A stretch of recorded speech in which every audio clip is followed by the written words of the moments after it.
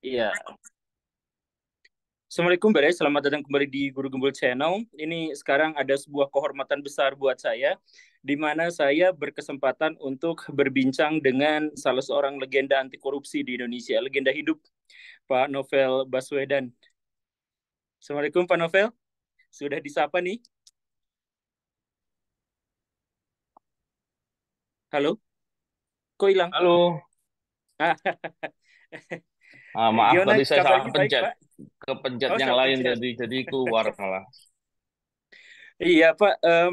Saya mohon maaf, Pak. Ini akan ditampilkan di Ya, media YouTube, di channel boleh. saya. Jadi mohon maaf kalau nanti mungkin ada sesuatu yang kalau misalkan ada pertanyaan-pertanyaan saya yang dirasa kurang relevan untuk ditanyakan, langsung aja disampaikan Pak komplainnya. Enggak Ini ada masalah. ya, terima kasih Pak. Ini terkait dengan beberapa kasus yang sedang mengemuka di KPK sekarang, yaitu kemarin Pak Firly Bahuri mendapatkan sebuah penghargaan dan sehari berikutnya ditetapkan sebagai tersangka. Eh, Pak Novel kenal sebagai secara pribadi dan secara profesional ya, Pak Firly, Ya, saya kenal. secara pribadi dan profesional. Eh, Betul. ini dalam pandangan Bapak, penetapan ini sebagai tersangka, ini ada konspirasinya nggak? Konspirasi melemahkan KPK lah dalam tanda kutip. Ya, Atau memang sebelum sebelum menjawab itu, apa namanya, Guru Gembul ya, Kang Gembul, saya ingin mengklarifikasi satu hal. Memang di berita disebutkan hari yang sama, Firly Bahuri menerima penghargaan. Ini yang menurut saya sebetulnya ada miss. hmm, Karena sebetulnya yang saya dengar, saya dapat informasi, penghargaan itu bukan untuk KPK. Penghargaan itu untuk Stranas. Stranas yang KPK itu ketempatan. Jadi dalam Stranas itu ada timnya yang sebenarnya bukan hanya KPK di situ. Memang yang mengawaki itu apa namanya Deputi Pencegahan KPK. Jadi kehadiran Firly Bahuri yang menerima penghargaan ini juga sebetulnya nggak tepat sebenarnya. Ini poin hmm, pertamanya itu. Jadi sebetulnya yang dapat penghargaan itu bukan KPK, tapi Stranas apa, pemberantasan korupsi ya, yang KPK ketempatan aja sebenarnya. Karena di situ ada Bappenas, ada lembaga-lembaga lain yang mengurusi terkait dengan strategi nasional pemberantasan korupsi. KPK sebagai yang ketempatan dan apa namanya mimpin kebetulan memang Deputi Pencegahan KPK. oh, Jadi Stranas itu di luar sistemnya KPK secara kelembagaan dan tidak di bawah pimpinan KPK. Jadi agak-agak aneh juga ketika kemudian Firly Bahuri yang menggantikan menerima penghargaan itu. Itu banyak perbincangan oleh orang-orang yang paham soal itu dan orang-orang yang concern terkait dengan anti korupsi.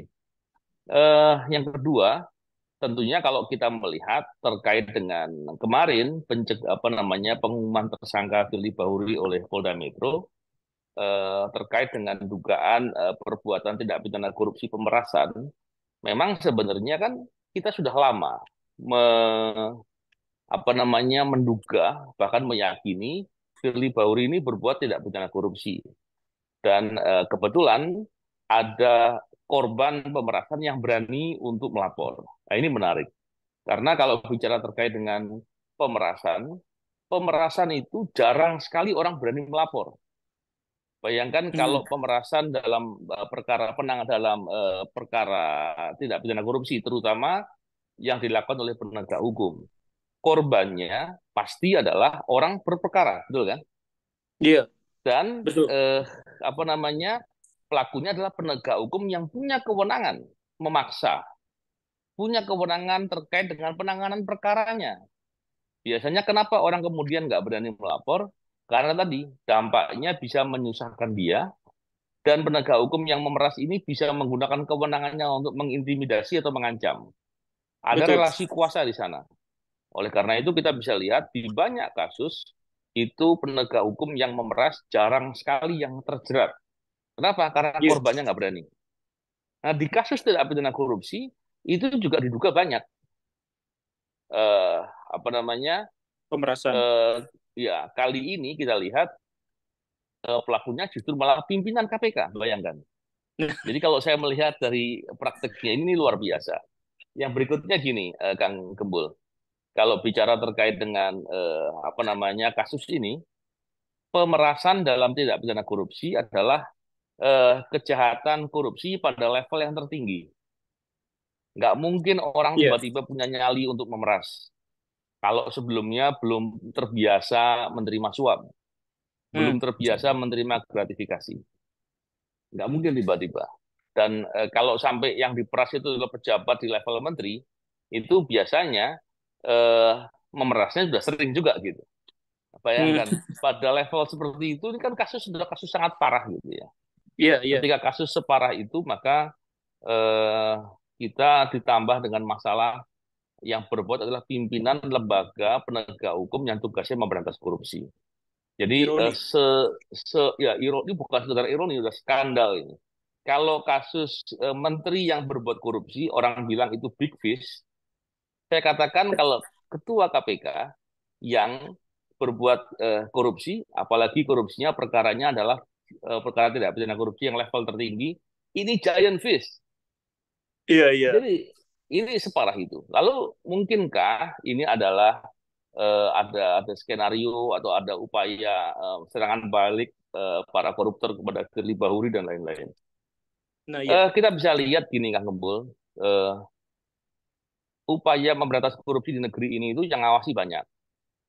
Banyak NGO yang mengawasi, banyak akademisi, tokoh-tokoh anti Hmm. korupsi, bahkan orang-orang yang bertugas di lembaga penegak hukum pun ikut mengawasi sebenarnya. Nah, kita bisa lihat KPK lah contohnya. Di KPK, terlepas dari segala masalah di KPK yang terjadi hari ini, kita tetap harus melihat KPK itu lembaga yang betul-betul pernah bekerja dengan sungguh-sungguh dan diawaki oleh orang-orang bagus. Saya sangat sangat yakin bahwa masih banyak orang baik di sana. Nah, ketika posisinya seperti itu, maka apa namanya kita bisa jadikan itu sebagai indikator. Apakah hari ini ada pegawai KPK yang membela Firly Bahuri? Nggak ada. Tadi hari Oh. ini saya bersama dengan kawan-kawan IM57 melakukan aksi simbolik di depan gedung KPK. Dan kehadiran kami justru disambut oleh banyak pegawai KPK dan memberikan dukungan. Hmm. Dan waktu sholat asar, saya kemudian masuk ke gedung KPK untuk sholat di masjid KPK. Kebetulan sholat di situ cukup banyak pegawai KPK yang sholat. Ingat saya sampai 6-7 soft lah, jadi artinya itu banyak sekali. Mungkin ada 200 orang atau mungkin lebih yang ikut sholat asar waktu itu. Saya bersama dengan beberapa kawan yang 57 hadir di masjid itu, tidak bertemu Firly Bahuri yang pertama. Dan tidak bertemu satupun pimpinan KPK yang hadir di situ.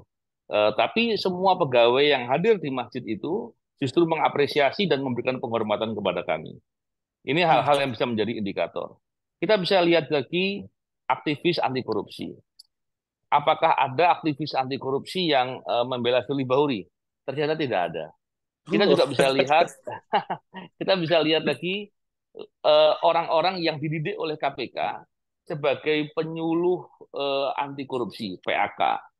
PAK ini terdiri dari banyak profesi, ada yang PNS, ada yang guru, ada yang profesional, macam-macam. Dan mereka jumlahnya ribuan. Setahu saya lebih dari 10.000 jumlahnya seluruh Indonesia. Tidak ada satupun PAK yang mendukung Firly Bahuri. Kita bisa melihat dari banyak sisi ini, biar kita mudah memahami gitu ya. Dan Eh, kemudian kalau kita lihat, apakah betul Firly Bahuri ini diserang oleh koruptor? Kita lihat apakah ada perkara yang betul-betul Firly Bahuri lakukan. nah, iya. Justru justru yang terjadi adalah banyak perkara besar yang seharusnya diungkap oleh KPK. Posisinya justru adanya Firly Bahuri membuat perkara itu nggak terungkap atau setidak-tidaknya tidak ada dukungan untuk diungkap. Misal? Eh, Misal kita bisa kasih beri contoh kasus bansos ya. Kasus bansos itu yang ditangkap adalah kasus suapnya. Hmm. Kasus suapnya artinya begini. Kalau seandainya nih, saya kasih contoh Kang Gebul aja ya. Hmm.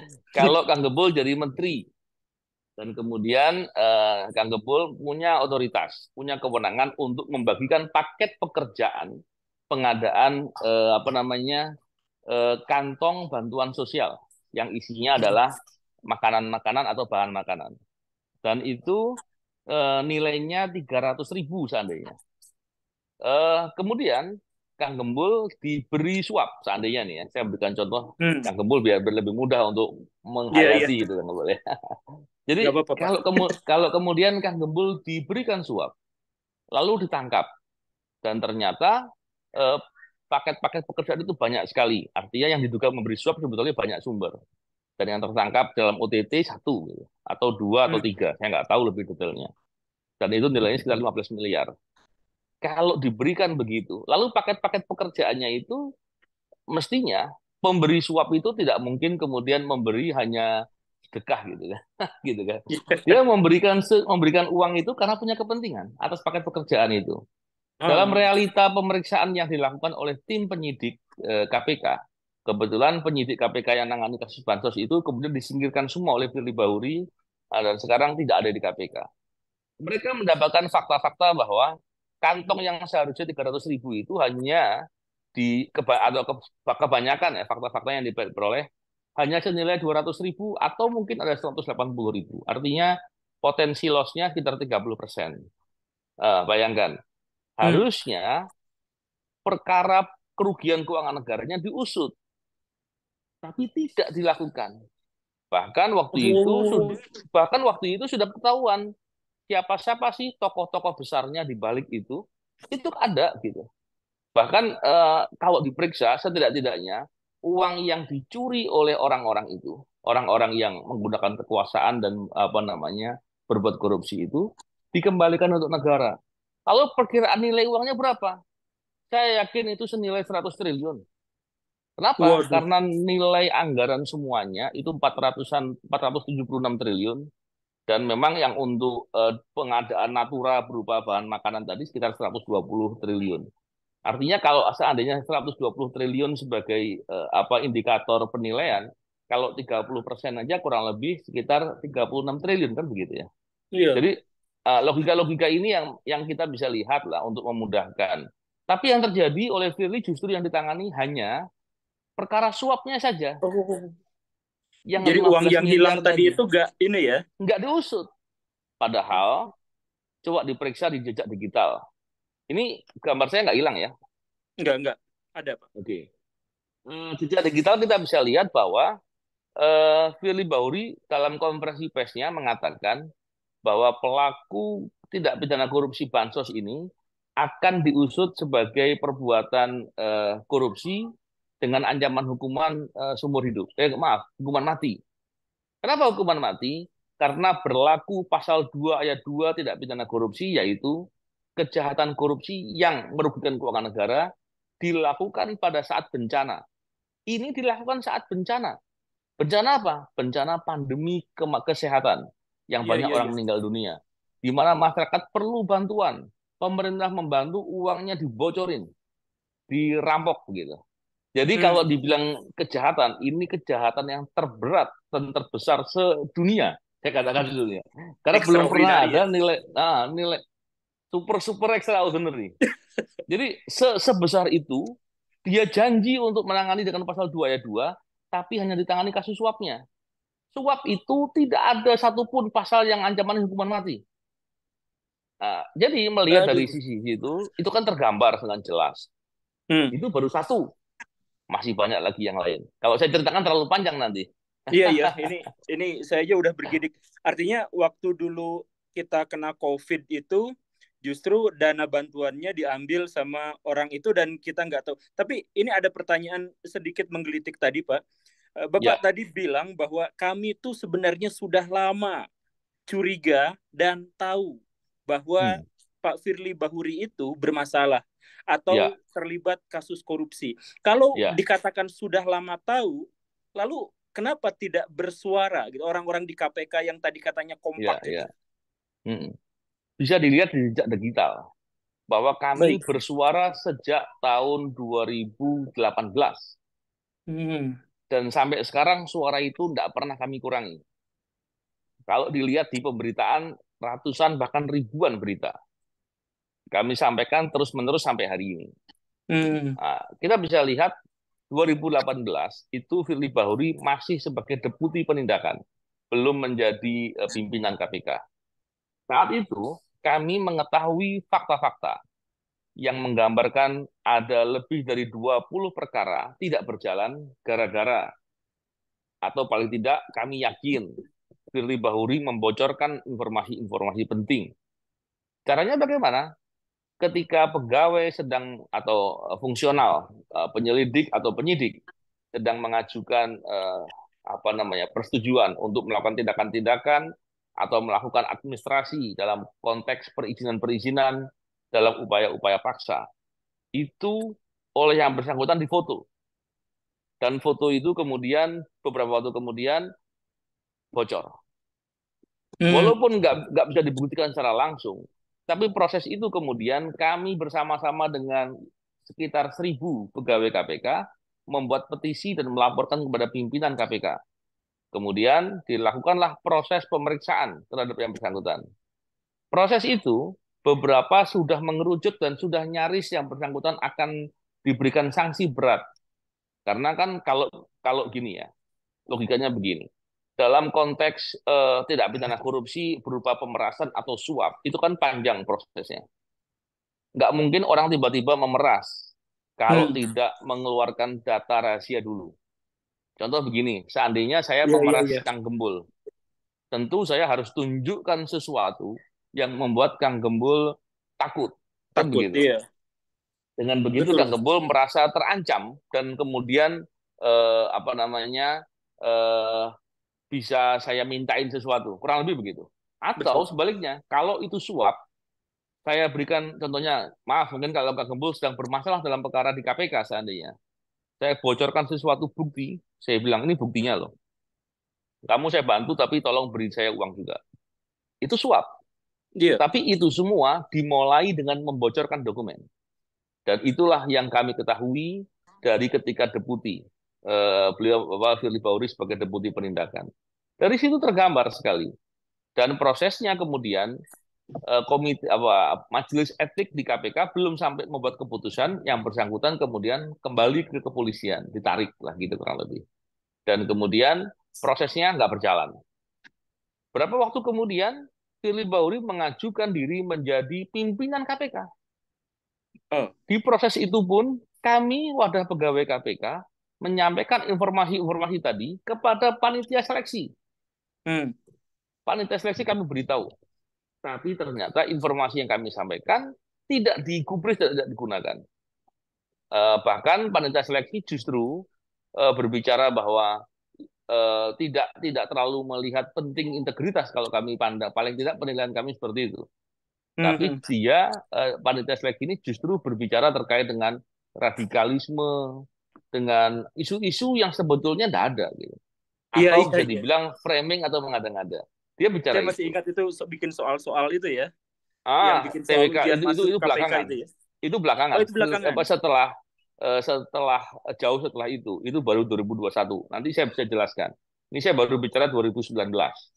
Hmm. Dan kemudian ketika panitia seleksi mengirimkan nama Firly Bahuri dan beberapa orang ke Komisi 3, 20 orang paling tidak, ke Presiden dan kemudian disampaikan ke Komisi 3 DPR RI, kemudian pimpinan KPK, ini pimpinan KPK saat itu, Pak Agus Raharjo dan kawan-kawan, membuat surat resmi untuk memberitahukan kepada Komisi 3 bahwa orang-orang ini bermasalah. Di antara yang bermasalah adalah Firly Bahuri. Dan disampaikan, tapi tidak tahu kenapa surat itu tidak dipertimbangkan. Apakah surat itu disembunyikan, atau surat itu kemudian tidak dianggap ada, padahal yang memberikan adalah lembaga KPK. Lembaga Hmm. KPK yang nantinya ditempati orang-orang itu gitu. Artinya kepentingannya langsung gitu. Tapi ternyata hal-hal itu justru malah tidak ditindaklanjuti. Ini sebagai gambaran. Dan kemudian banyak pegawai KPK maupun aktivis anti korupsi menyampaikan protes dengan serius, menyampaikan dalam publikasi ke media, menyampaikan surat kepada Pak Presiden, surat terbuka bahkan, menyampaikan dorongan-dorongan agar jangan memilih orang yang tidak berintegritas. Hmm. Itu hal-hal yang penting karena KPK nggak mungkin dipimpin orang yang tidak berintegritas. Ternyata apa yang disampaikan tidak digubris. Bahkan kalau kita lihat akhir sekitar bulan, saya lupa apakah September atau Oktober 2019, itu waktu itu apa namanya mahasiswa itu melakukan aksi besar-besaran seluruh Indonesia. Kalau dilihat mungkin jutaan orang itu Hmm. menolak beberapa hal. Di antaranya adalah perubahan undang-undang KPK dan masuknya pimpinan KPK yang bermasalah. Di Hmm. antaranya Firly Bahuri. Tapi yang terjadi mereka direpresi, bahkan kita juga sangat prihatin dan sangat sedih karena 5 di antara mahasiswa kemudian meninggal dunia di beberapa daerah. Dan ini menjadi aksi yang terlihat sekali. Jadi kalau melihat rangkaian tadi yang saya ceritakan, itu proses yang begitu panjang dan luar biasa. Tapi kemudian setelah Firly Bahuri menjadi pimpinan KPK, kemudian justru Firly Bahuri diawali dengan menggunakan helikopter mewah. Bayangkan ketika yang bersangkutan menggunakan helikopter mewah, harusnya kan bukan sekedar dilihat, oh bergaya hidup mewah. Bukan. Siapa yang bayari? Iya, Logikanya kan begitu. Iya kan? Tapi iya, Dewan iya. Pengawas kemudian seolah-olah lebih tidak mampu melakukan investigasi atau lebih lugu atau tidak paham dibanding penyidik paling junior sekalipun gitu. Hmm. Sehingga mereka tidak mengira itu. Itu yang kemudian menjadi aneh gitu. Jadi saya juga melihat ada peran Dewan Pengawas juga yang menutupi fakta-fakta itu. Dan kalau kita lihat dugaan siapa yang menyediakan layanan itu atau memberikan gratifikasi itu diduga adalah pihak berperkara. Bayangkan, pihak berperkara. Tapi kemudian diklaim bahwa oh iya itu dia itu naik helikopter itu hanya ini apa namanya karena kebutuhan buru-buru. Dia Hmm. sewa helikopter itu dari Jakarta ke mana ya daerah di Sumatera Selatan, saya lupa daerah mana. Dan kemudian kembali lagi. Dan itu dihitung kurang lebih 7 juta atau 14 juta begitu satu kali jalan atau satu kali berapa. Saya bilang mana ada. Jadi kan kebohongan-kebohongan yang lucu-lucu itu kemudian tetap dianggap sebagai kebenaran dan ditutup-tutupi terus. Bahkan kalau kita lihat ketika awal 2020 ketika pegawai KPK beberapa di antaranya anggota tim saya melakukan OTT terhadap salah satu komisioner KPU yang melibatkan Harun Masiku dan ada beberapa petinggi partai politik, ini justru malah apa namanya pimpinan KPK seperti tidak mendukung dan membiarkan itu. Bahkan ada pegawainya yang disandra oleh pihak tertentu. Ini kan suatu hal yang luar biasa. Dan Hmm. ternyata proses itu membuat Harun Masiku tidak ditangkap sampai hari ini. Boro-boro menjangkau kepada apa namanya petinggi lainnya yang terlibat dalam perkara suap itu. Begitu Jadi, juga, jadi banyak sekali kalau saya tetap banyak sekali contoh-contohnya jadi menggambarkan maksudnya tadi. ini saya butuh penegasan sedikit. Harun Masiku tidak bisa ditangkap, dihukum, diantaranya adalah karena kontribusi dari Pak Firly Bahuri. Saya dengan statement terbuka menyampaikan sejak setahun yang lalu bahwa Oh. selama Firly Bahuri menjadi pimpinan KPK, Harun Masiku tidak mungkin ditangkap. Dan kemudian ketika yang bersangkutan menjelang menjadi tersangka, yang bersangkutan menyampaikan publikasi bahwa saya sudah menandatangani, kata Firly ya, saya Hmm. sudah menandatangani surat perintah penangkapan Harun Masiku. Lah, lalu setelah 3 tahun kemana saja gitu?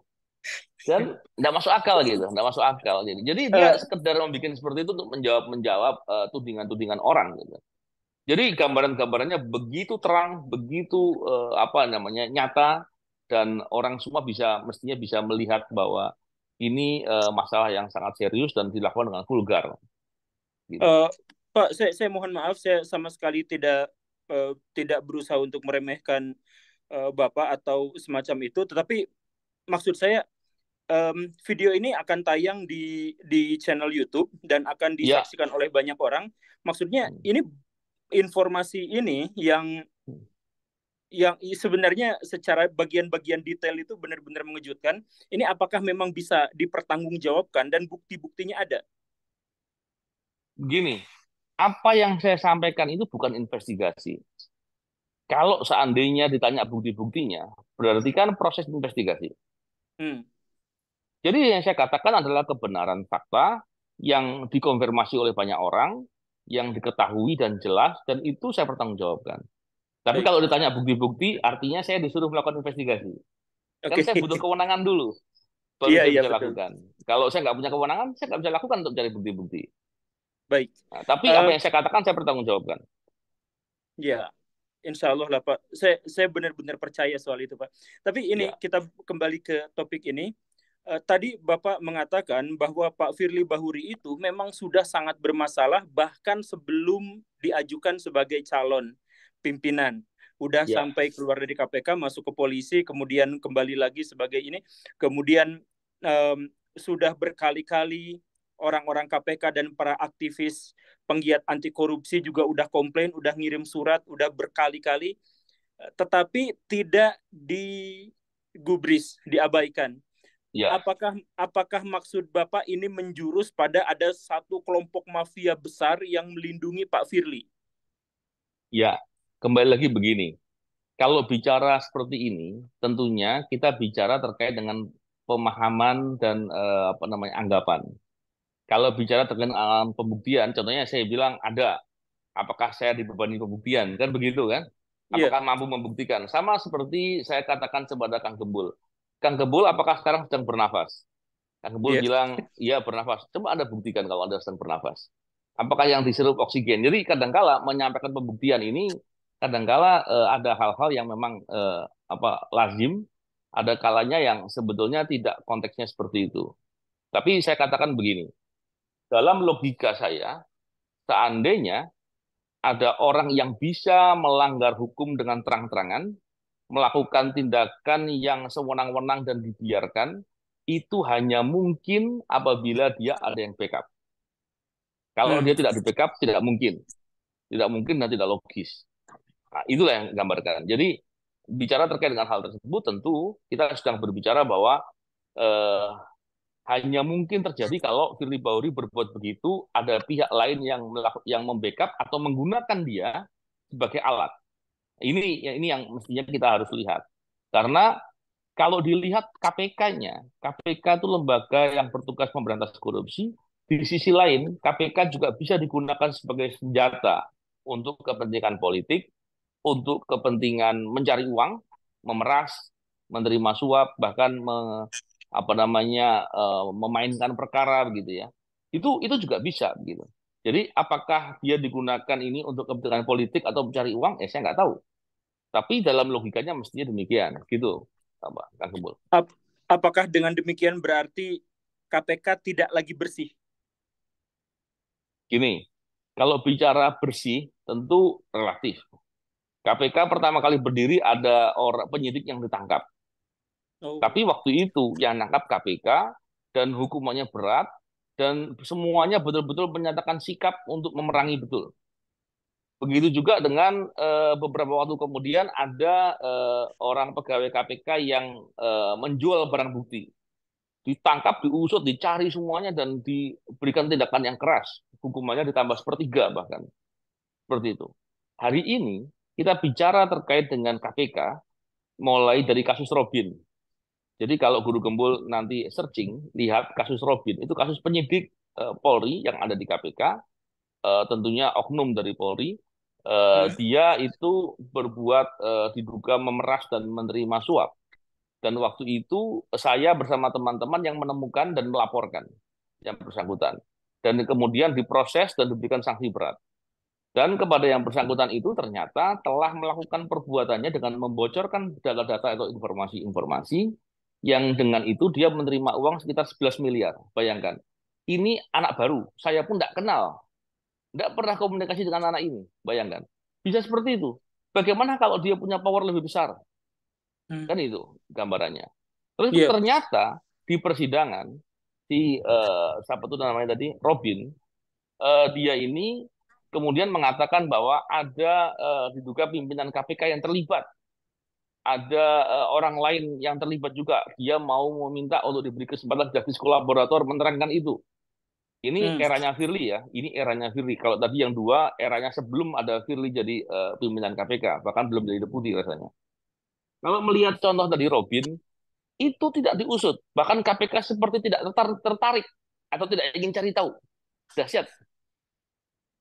Jadi kalau melihat dari hal-hal begitu, apakah KPK-nya bersih? Tentu jawabannya akan rumit, tidak sederhana gitu, tidak sederhana. Saya kata bukan rumit.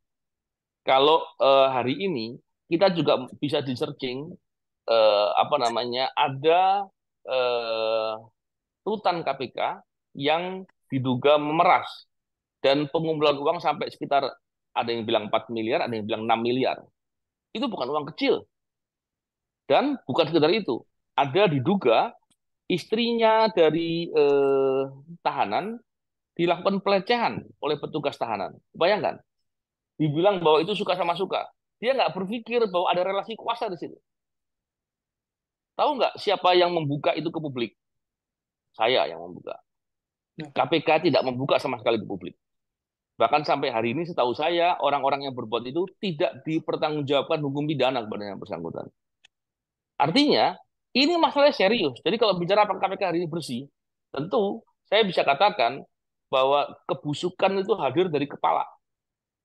Ketika kepalanya busuk, bagaimana kita bisa pastikan di bawahnya nggak busuk?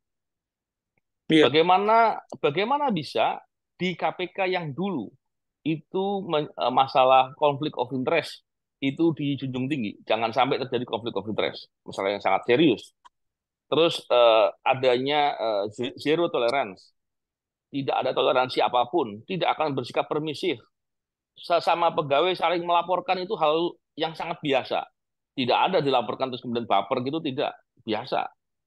Hmm. Terus adanya egalitarian. Jadi kita berbicara dengan pimpinan KPK berbicara biasa dan mendebat sesuatu dengan basis fakta dan apa namanya secara objektif dan jujur itu bukan suatu hal yang tidak sopan. Itu sangat sopan sepanjang disampaikan dengan cara-cara yang baik. Walaupun kadang-kala dalam beberapa forum diskusi, forum debat, forum apa yang bisa memperdebatkan itu sampai bicara dengan nada suara yang lebih keras gitu. Tapi Hmm. dalam konteks berbicara profesional itu dianggap sebagai hal yang lumrah di KPK. Itu semua hilang. Satu lagi sebetulnya, di KPK itu dulu kalau ada perjalanan dinas itu biasanya hanya boleh dibiayai oleh KPK saja, tidak boleh dibiayai oleh pihak lain. Dan itu pun diperlakukan dengan ad cost, hanya sebesar yang digunakan uangnya. Tapi kemudian diubah di masa Firly berlaku langsam. Artinya, contohnya kalau apa namanya budgetnya 100.000 seandainya, digunakan 50, berarti 50-nya bisa masuk kantong gitu.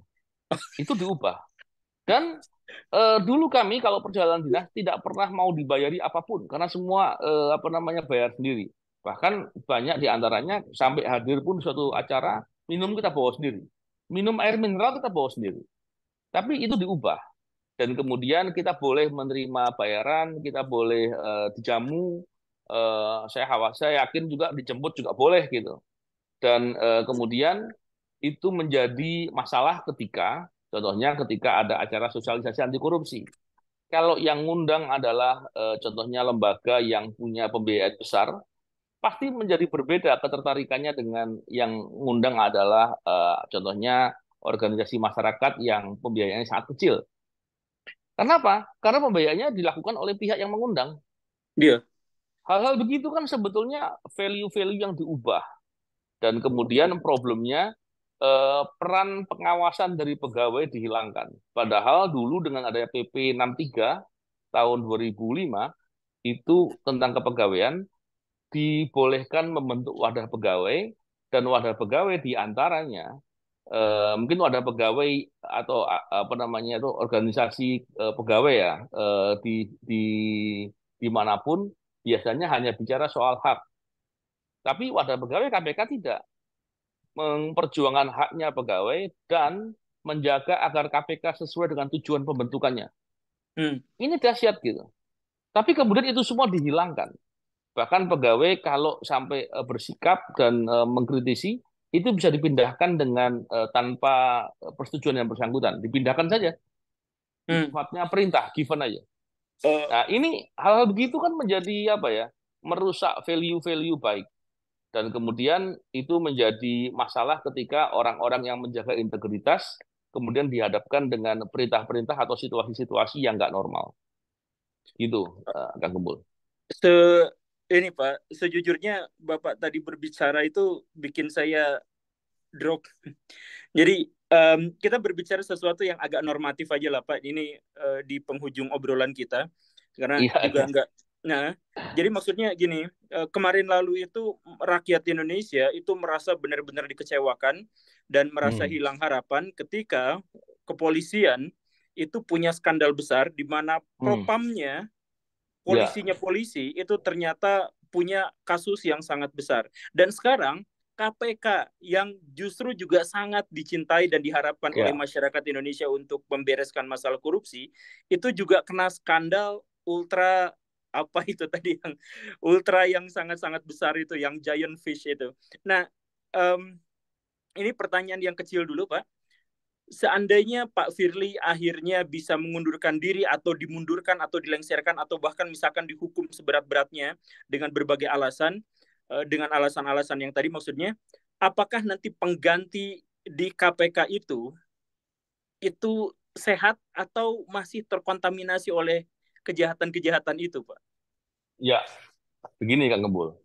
Kalau kita sebagai masyarakat hanya diam saja, hanya menonton saja, tidak kemudian memperbesar kepedulian kita dengan menunjukkan sikap yang jelas, maka saya yakin situasinya tidak akan berubah. Saya sangat yakin. Kenapa?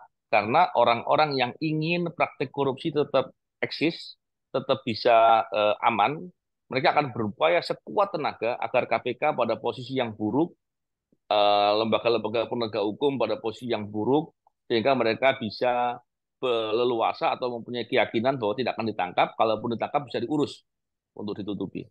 Ini situasi yang logis yang saya sampaikan.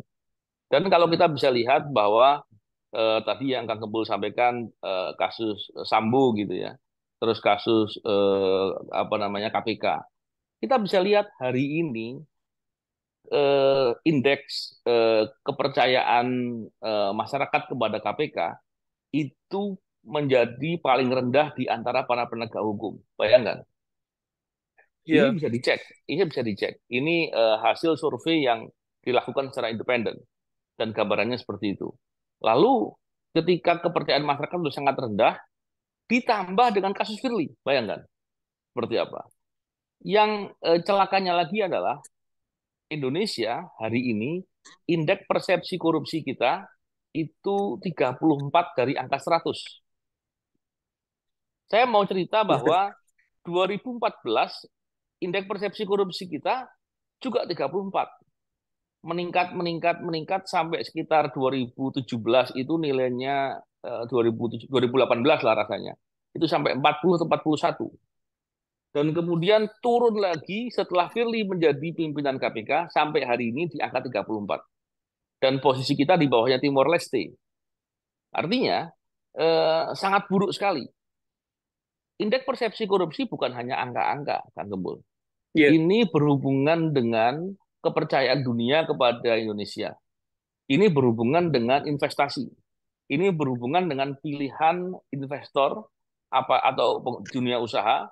Apakah yang ingin berhubungan dengan Indonesia adalah dunia usaha yang eh, atau investasi yang hitam atau yang mengikuti good corporate governance. Hmm. Ketika ketika yang kemudian indeks persepsi korupsi kita rendah, artinya praktek suap juga banyak, itu tentu yang mau masuk adalah yang bermasalah. Akibatnya kita bisa lihat masalah lahan dengan investasi di pertambangan, perkebunan berkali-kali menjadi masyarakat menjadi banyak korban. Dan kita bisa lihat apa namanya mereka orang-orang yang investasi hitam, mereka jarang mau investasi jangka panjang, jangka pendek yang terjadi. Dan kita bisa lihat mereka kemudian tidak peduli dengan masalah lingkungan. Mereka kemudian tidak peduli hak asasi manusia, upah buruh murah, dan mereka nggak pernah peduli untuk peningkatan kemampuan pegawainya, dan banyak lagi yang lain. Belum lagi kita lihat penerimaan negara karena itu sangat-sangat kecil, bahkan beberapa hampir-hampir tidak ada. Gitu. Jadi kita bisa melihat dampaknya itu besar sekali buat negara. Dan itu akan berimplementasi ke kita. Kenapa? Karena ketika masalah itu yang terjadi, yang ada sumber daya alam kita terkeruk, dan kemudian kita nggak dapat apa-apa, lapangan kerja semakin kecil, dan dampak-dampak lagi yang lain, dan itu semua tentunya merugikan negara, pemerintah, dan masyarakat tentunya. Jadi gambarannya seperti itu. Kalau kita lihat lagi, eh, bagaimana kemudian agar itu semua tidak terjadi, kan gitu. Hmm. Tentunya kita apa namanya paham bahwa apa namanya salah satu hal penting dalam pemberantasan korupsi adalah peran serta masyarakat. Peran serta masyarakat ini bisa dua sisi. Sisi yang pertama adalah masyarakat bisa memahami dan kemudian tidak mau berbuat korupsi. Yang kedua adalah masyarakat berperan aktif untuk kritis, untuk mau melapor, dan untuk mau peduli dengan isu anti korupsi dan pemberantasan korupsi. Kalau itu terjadi dan kemudian kita bisa dorong, kita bisa selalu bicarakan soal isu-isu ini, maka harapannya kemudian pemerintah bersikap eh, normatif. Kita tidak sedang berbicara bersikap yang luar biasa, bersikap normatif saja. Iya, iya. Normatif maksudnya yang benar aja gitu ya. Nggak perlu bersikap yang luar biasa. Dengan bersikap normatif tentunya kita berharap lembaga anti korupsinya dikuatkan, upaya memberantas korupsi yang itu adalah kebutuhan pemerintah. Kenapa? Karena semua rencana pemerintah, semua misi dan visi pemerintah tidak akan mungkin terlaksana kalau praktek korupsi di mana-mana. Dan oleh karena itu, pemerintah akan dirugikan sekali kalau praktek korupsinya banyak karena tidak akan ada yang tercapai apa-apa. Kalau kemudian diambil langkah untuk melakukan perbaikan, dan kemudian diperbaiki dan dilakukan pengawasan sama-sama oleh semua elemen, maka praktek itu akan bisa atau harapan itu bisa kemudian terrealisasi dan menjadi baik. Apalagi sekarang adalah masa pemilihan apa namanya Presiden, pemimpin negara, DPR dan presiden. DPR ya. Ya, jadi masa ini mestinya dengan adanya praktek-praktek ini kita bisa kemudian membawa agar ini menjadi isu yang diperhatikan penting oleh para kandidat-kandidat yang ikut dalam kontestasi demokrasi kita. Jadi kalau itu dilakukan, harapannya adalah eh, siapapun nanti yang terpilih sebagai presiden, sebagai anggota legislatif, mereka terpaksa melakukan langkah-langkah yang strategis dan menjadikan prioritas dalam memberantas korupsi dan perbaikan penegakan hukum itu sebagai langkah penting. Kalau itu dilakukan luar biasa. Tapi kalau kemudian kita hanya diam saja, kita hanya menunggu, saya kira yang terjadi kita hanya dapat apa namanya kondisi-kondisi yang tidak menyenangkan dan merugikan kita sekarang maupun akan datang. Dan saya mendeklarasikan diri bahwa saya juga akan turut serta bagaimanapun caranya Ya, untuk gerakan-gerakan anti korupsi karena ini benar-benar betul. menjengkelkan sebenarnya. Ya, Kang Tapi Gembul, Pak, kalau ya, kalau Kang Gembul bicara soal korupsi, kita bisa lihat semua sektor, ya, sektor penegak hukum, bahkan penegakan hukum pasti akan menimbulkan masalah hak asasi manusia dan keadilan. Sektor pendidikan kita bisa lihat sangat iya, menyedihkan. Sektor kesehatan, sektor produksi, bahkan sektor penyediaan pangan, baik mulai dari produksi maupun distribusinya, itu semua apa namanya banyak praktek-praktek korupsi dan itu semua membuat kita susah. iya, iya. Tapi bagaimanapun siapapun yang nonton video ini jangan berputus asa. Kita masih Ya, punya kesempatan untuk melawan, kita masih punya kesempatan untuk menghadapi bencana dan wabah korupsi yang merajalela di negeri ini. Dan bagaimanapun suatu hari nanti kita punya kesempatan untuk menang. Um, ya, saya ingin menambahkan sedikit Kang Gembul sebelum ditutup barangkali. Saya ceritanya terlalu serem tadi barangkali ya. di awal Eh, serem sekali, Pak. Serem sekali. serem sekali. Ya, ya. Buat saya Eh, setidaknya. ya, ya. Apa namanya? Saya bukan maksud untuk menyampaikan yang serem sebetulnya. Itu Tapi fakta kan, tapi Pak? tapi begini, kalau nggak saya sampaikan, saya khawatir kita kemudian nggak sadar bahwa situasinya separah itu.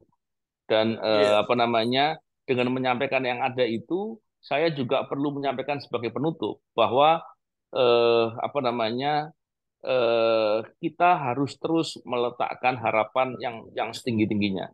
Dan kita harus yakin dan optimis bahwa ke depan pasti akan menjadi ada kebaikan, akan berubah menjadi kebaikan. Dan ini hal-hal yang apa namanya penting. Persoalannya adalah kalau kita diam, mungkin perubahannya lambat, bahkan sangat lambat sekali. Tapi kalau kita kritis, kita betul-betul banyak yang peduli, maka perubahannya akan menjadi jauh lebih cepat. Oleh karena itu, apa namanya, kita perlu harus terus mau peduli dan kritis untuk apa namanya menyoroti soal-soal ini. Yang paling penting begini, saya sering bicara dengan orang yang mendengar cerita yang saya sampaikan tadi yang mungkin agak serem-serem tadi ya, dan kemudian bilang, ya sudahlah kalau begitu. Jadi kesannya justru putus asa. Nah, di sini yang harus kita jauhi. Karena porsi Ya, kita adalah berbuat. Kita harus yakin kontribusi kita sebagai anak bangsa, sebagai warga negara, adalah berbuat sebaik-baiknya. Ketika kita bisa berbuat, percayalah bahwa dengan berbuat itu paling tidak kita untung. Kalaupun ternyata kita berbuat belum berubah. Dan kita fokus kepada perbuatan. Dan kita berbuat tentunya berharap agar dengan yang kita lakukan, paling tidak menjaga semangat, menjaga karakter kita menjadi orang yang baik atau ada dalam lingkungan orang-orang yang baik. Dengan begitu, kita tidak akan kemudian justru malah putus asa, atau kemudian ketika motivasinya seolah-olah mau merubah, seolah-olah sedang berjuang, nanti ketika apa namanya tidak dipuji, kita merasa loh kenapa saya sudah berbuat tapi nggak dipuji begitu ya, tidak diapresiasi begitu. Begitu juga ketika nanti kemudian dicela, kita akan merasa marah. Saya sudah berbuat baik tapi malah dicela. Kalau gitu saya berhenti aja berbuat. Jadi malah nggak baik ya. Tapi iya, kalau iya, iya. motivasinya kembali kepada diri kita, saya yakin kita bisa berbuat dan kemudian kita bisa tetap asik melakukan sesuatu dengan apa namanya dengan semangat, dengan baik, sekalipun apa namanya bisa jadi yang kita lakukan bisa mengubah sesuatu atau tidak. Ya, siap, Pak. Eh, semoga iya. Tapi saya tidak akan putus asa. Iya, penting. Sebagai penutup, saya mendoakan semoga Bapak dan para aktivis anti korupsi di Indonesia tetap tegar dan hidup dalam keberkahan, dan Sama-sama, semoga Kang Gembong. ya, dan semoga Allah Subhanahu wa taala tetap melindungi Bapak dan semua orang-orang yang tetap ada di jalan yang benar ini. Oke, Bapak, terima kasih banyak. Eh, Sama-sama. ini selain baterainya mau habis, saya juga ini pengen berurai air mata ini. Ini saya sangat emosional untuk diskusi kita kali ini. Tetapi apapun Iya, itu, iya. ini akan disampaikan dan semoga banyak orang yang akhirnya tersadar dan ikut berbuat untuk mengatasi masalah korupsi di Indonesia. Terima kasih, Iya. Pak. Sama-sama, Saya Kang undur Gembong. Terima diri. kasih. Ya, terima kasih. Assalamualaikum warahmatullahi wabarakatuh. Waalaikumsalam warahmatullahi wabarakatuh. Ya, Kang Hanin, silahkan dimatiin perekamnya.